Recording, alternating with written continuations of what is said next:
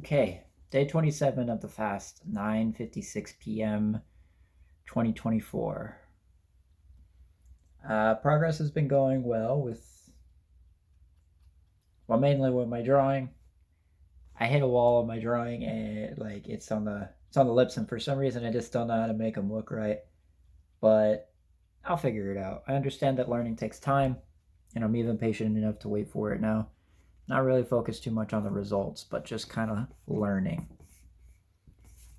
And yeah, I have noticed that after exercising in the morning, like I'll end up being too tired to do anything else. So like I think I need to record my caloric intake to make sure that I'm actually eating in a surplus because I may not be fueling it properly. I've already started kind of meal prepping for the mornings, like little smoothies, but yeah, when it comes to learning any skill, really, you have to learn the rules so that you can break them later, like a politician. But yeah,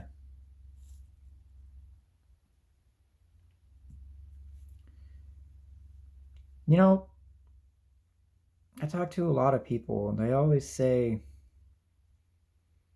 that I'm I'm this or I'm that, but none of them have really.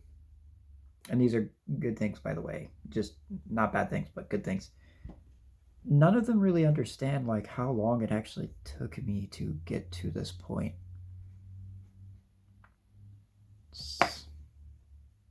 I had to like I was talking with someone earlier today, and they were telling me about like how everybody is addicted to something, and he even like said that I might be addicted to learning. But no, I don't really think so. I think it's just something that I like to do. I like to learn, but I also had to learn that skill. As strange as that is, because before I was too scared to do it.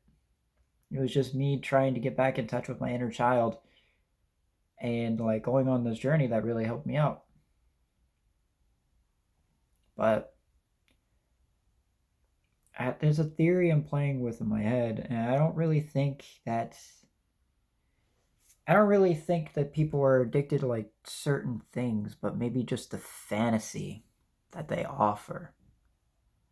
Because one thing I've noticed with addiction, even with me, is that usually when I'm addicted to something, before it becomes a habit, before it just became a habit that I did unconsciously. I was addicted to getting away from reality however I could. I didn't want to focus on the real world. I wanted to just lose myself in fantasy worlds. In fantasy worlds, I could do whatever I wanted, be as strong or anything that I wanted to be. And I believe in some aspects it's not too bad, but I was doing it too much. It was getting to the point where I had no concept of reality whatsoever, and I just immediately thought it was all bad. But I would also just kind of laugh it off because I didn't know what else to do at the time. And I'll be honest, like I still don't take things as seriously as I probably should. But yeah, I don't think it's the right approach to focus on all the negativity. And it's also not the right approach to focus on all the positivity either. You got to find a happy balance. But I think to start out, practicing optimism and just being overall optimistic before you become realistic is probably very valuable because you learn how to think positively. You learn how to be grateful for what you have,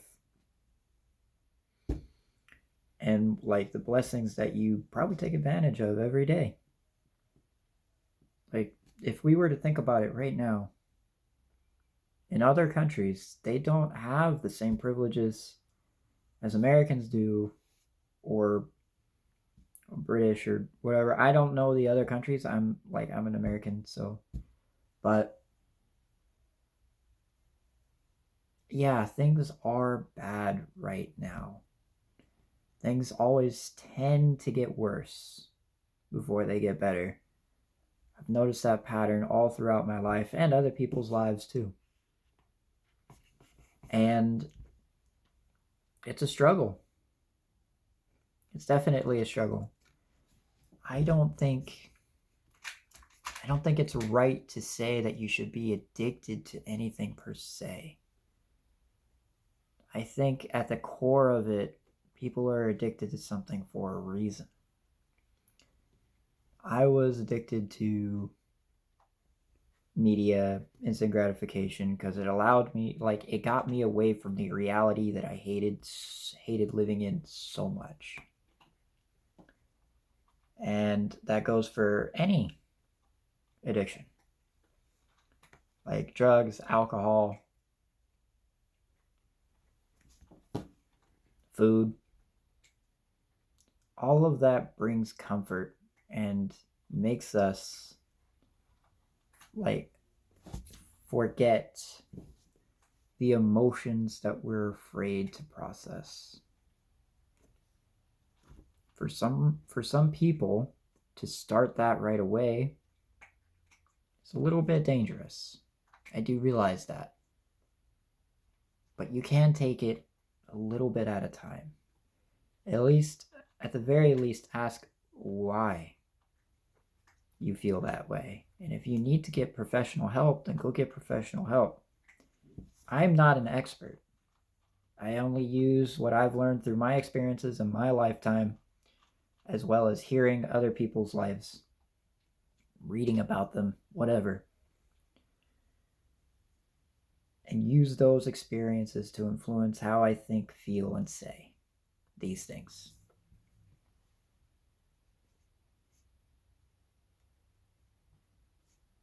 I will admit, the world right now, it looks pretty bad. But it's not the worst it could be yet. And we should focus on that before it gets much worse. Because if we're only focused on how bad everything is, we're not thinking about how we can make things better ourselves. I think it's really important to first be grateful for what we have and not necessarily be afraid to lose it, but realize that we could at any point in time if we were focused on too many other problems. Take it one step at a time. If you haven't gotten your laundry done, then you shouldn't really touch anybody else's. And I have to remember that too, because sometimes I go a little too deep into people. It's, yeah. I've scared a lot of people doing it. But I, in a way, can't help it. My curiosity leads me to ask them questions and get them to ask questions, and just eventually we talk. I'd say that's probably even one of my subconscious skills. Like I said, what I'm doing now is pretty much that. I'm looking into your soul and getting you to ask why. And when you know, you'll be able to make true progress. You'll be able to know the first step to take. And if you don't, you're at least willing to find out. But it's important not to let our pain be an excuse, or other people's pain to be an excuse to just not process ourselves. It's important to remember that at some point we felt better. And yeah, at some point we did feel better. And that doesn't mean we should focus on the past. We should try and bring that back into the present. Because most likely, whoever you were at 3 years old, before you were influenced by opinions and everything else, 3 to 5 years old usually, that's who you really are. And last time I quoted, I quoted from the Bible how Jesus said we should be like the little children. And I think that's why, because they're always curious, always open, but more importantly, they are always honest with themselves and with others. The only difference between kids and adults is adults have the ability to process more. Kids don't really have the ability to do that yet, depending on how young they are. They haven't grown into their brains yet. That's why it's important to make sure they don't get influenced by the wrong things. And it's also important that you find out what influenced your things. Because, my friend, it is not natural. Like all these mental health things that we show up, that seem to show up, except for the ones that are like medical, like genuinely medical. Like you started off with that. But I'd say it's a 90-10 rule. 90% didn't happen right away, but 10% did fall through the cracks. And like they need medication or whatever.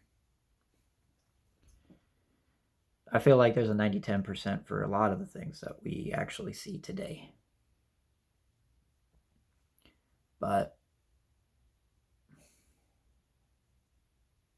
it's important. My brothers and sisters in Christ, it is important for us to always ask why. But not like until you have figured yourself out. The only why you should ask is, why do I feel like this, do this, and on.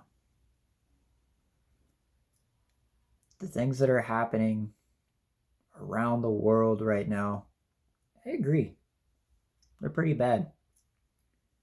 But there's nothing we can do if we don't have our own laundry in order first. And at the end of the day, you choose every day what you should care about.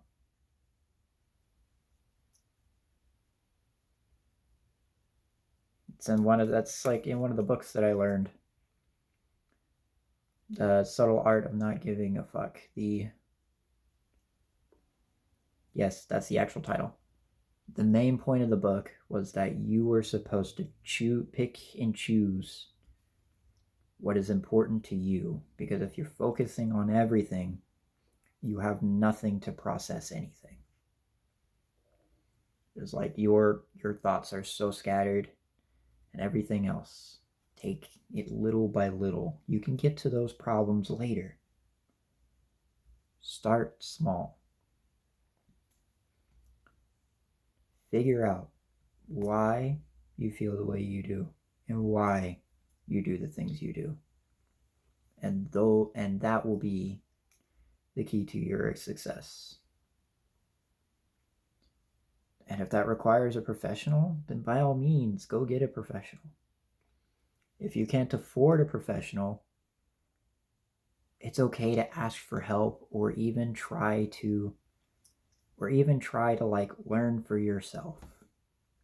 I had to start by learning psychology for myself. And if you go in and learn psychology, do not just go into serial killer psychology. It may be fun to read about, but that is only the cause. When those people started popping up, mental health became much more of a big deal. So without them, we wouldn't have all the information we have about mental health. That is true. But it's essentially like you're trying to take something from the dark ages and apply it to now. If you're going to learn psychology, actually learn how the brain works, how your brain works. Look those things up however you can. And just have fun learning it, because honestly, it's a really interesting subject. And I think we should all know a bit of psychology. If we all did, half the problems we have today wouldn't exist. I sincerely believe that. If you do need somewhere to start, I still remember where I started from. So in the comments, you can ask me where to point, like where to start. Actually, no, I'll just say it. It was like, I started with channels like Psych2Go and Improvement Pill. There was also like a Book of Life. And was really once you start learning about psychology, you on YouTube, it becomes a little curated for you to learn a little bit more, and you can get into the more complicated and informational stuff. Psych2Go is good for like generalization, but they usually do just top 10. Well, not top 10 list, but their videos are kind of short for the subjects that they teach. But they're still a great channel, especially if you're just starting out. Like, you can find one of their videos on whatever problem you feel like you're dealing with the most, and that'll get you started. And then you keep going down the rabbit hole, and eventually you realize how to do a little bit of your own therapy, in a way. It doesn't make you a professional by any means. I'm not a professional, and I'm not an expert. But it'll at least get the ball rolling. And also, read books, too. Like, read books on how psychology works. You don't have to get a big textbook. Honestly, I'd say philosophy and psychology are interlinked. Stuff like Taoism, and it's like generally their stuff is kind of like psychology. Psychology and philosophy are two sides of the same coin. And I feel like both can help us become closer to ourselves. That's why so many people are interested in it. But it is important to get started. However small, however menial, you can't climb a whole staircase if you don't take the first step.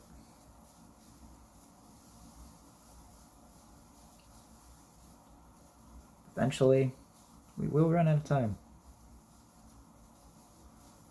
I don't want to say that to scare anybody, but I have to remind myself that too. That's why I'm doing what I'm doing now. But eventually we will run out of time. And we will become old, or death will be knocking on our door at some point. And you have to choose right now. Do you want to be somebody who suffers through the pain of regret, or the pain of progress? Suffering of discipline. All that. Imagine how much you could achieve if you decided that you didn't want any regrets when you were older, and just got started now.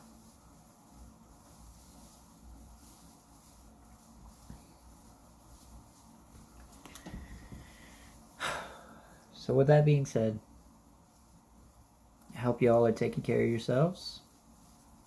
May God bless you in your endeavors.